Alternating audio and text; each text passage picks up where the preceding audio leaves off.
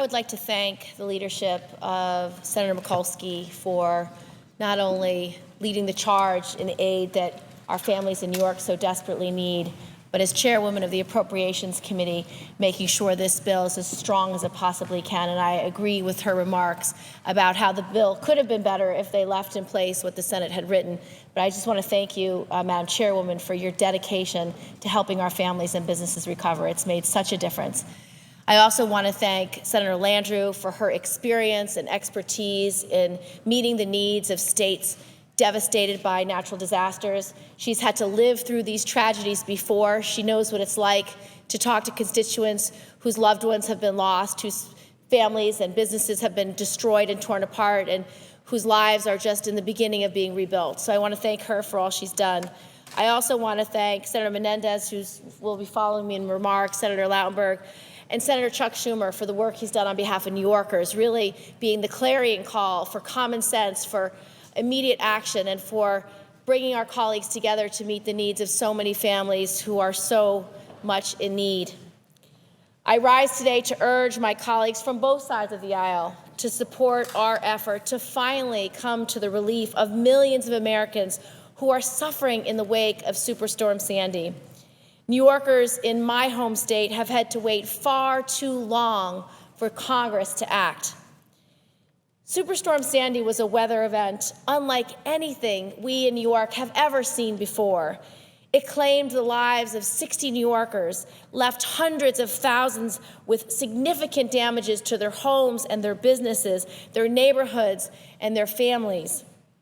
This body came together just before New Year's to provide the desperately needed aid that families require to rebuild their homes and their businesses and their lives. The aid our small businesses so desperately needed to get their businesses up and running, the lifeblood of our communities flowing again, and getting our families just back up on their feet. This bill should neither be controversial nor partisan. We've already debated and passed an almost identical package that was passed by the Republican-led House of Representatives. Once again, the American people are watching us to see if we can come together and stand by families in need, just as we've done for every natural disaster in our nation's history. They're watching once again to see if this body will do the right thing or just turn its back on them and not give them the support they need to be able to rebuild. This was always an emergency spending bill. It's an emergency. It's urgent. It needs our action now. We have to seize the opportunity without causing any further delay. And we have to show the American people that we can rise up on an occasion like this when duty calls to do the right thing. And I can assure you, there is no one who wants to spend a single cent more than is actually necessary, which is why we took such pains and efforts to make sure this bill was transparent, had accountability, and the right kind of oversight. We are urging that we fully fund this proposal that was so carefully put together.